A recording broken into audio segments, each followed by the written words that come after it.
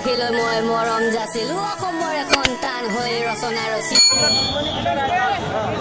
हिंदू और मुसलमान का नाम से लड़ाई लगाना चाहता है पॉलिटिक्स हम लोग ये नहीं करना चाहता हूँ आज देखिए हमें नौकरी नहीं है हम खुद बेघर हैं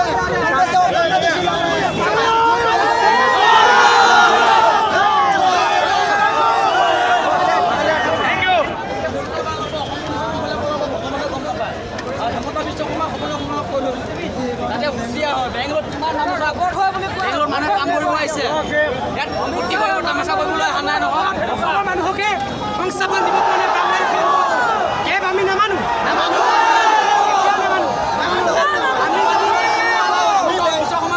বাংলাদেশী নেকি এটা অসমত বাংলাদেশী নালাগি নচলিব আমি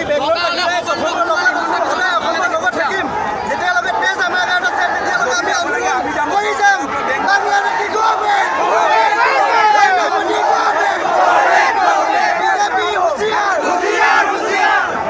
অসমত একটা টেষ্ট কিমান আছে নাজানে বিজেপি চৰকাৰে গম পোৱা নাই অসম পুলিচ অসম পুলিচ কাম নাই অসম পুলিচটো আছে লেখা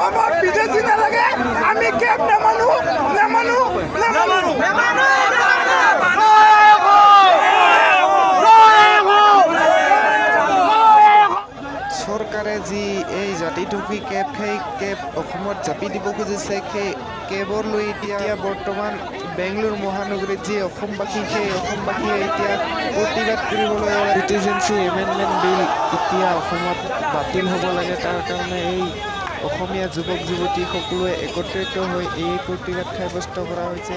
আৰু ক'বলৈ গ'লে যি অসমীয়াৰ মান সেই গামোচা আজি সকলোৰে লগত দেখা গৈছে যে এই বেংগলোৰ মহানগৰীত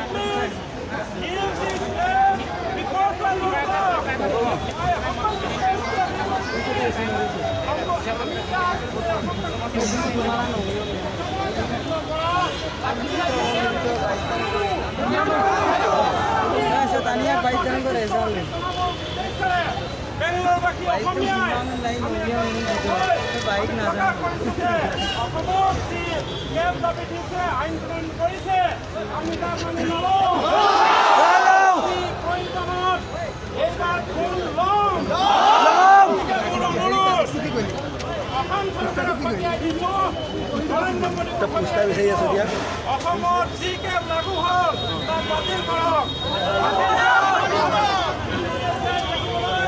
তেওঁক আমাক শান্তিৰে জীয়াই দিবলৈ দিয়ক। এই শান্তিৰ প্ৰতিবাদ সদায় নাথাকিব। এদিন আমি সকলোৱে অন্যায় কথালৈ অৱশ্যে যাম।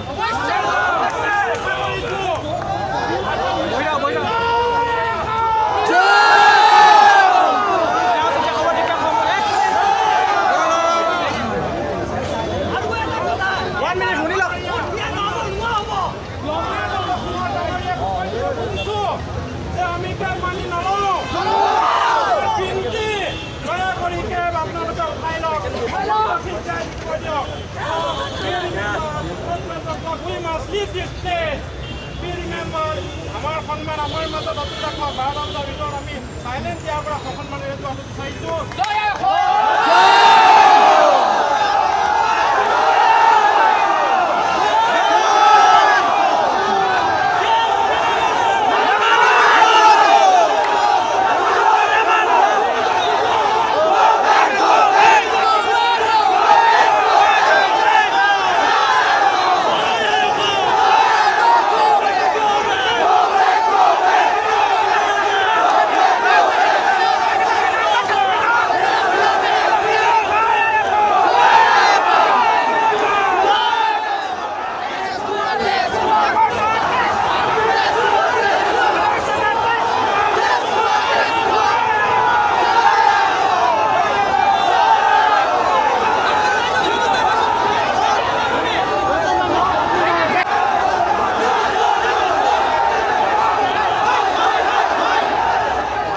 এনেধৰণে ৰাজপথলৈ ওলাই যাবলৈ কোৱা হৈছে সকলোকে, আৰু সকলোৱে ৰাজপথলৈ ওলাই গৈ আছে। বৰ্তমান আজি যে এই বেংগলোৰ মহানগৰীত এই প্ৰতিবাদ, সেই প্ৰতিবাদত যথেষ্ট অসমীয়া লোকৰ সমাগম দেখা গৈছে।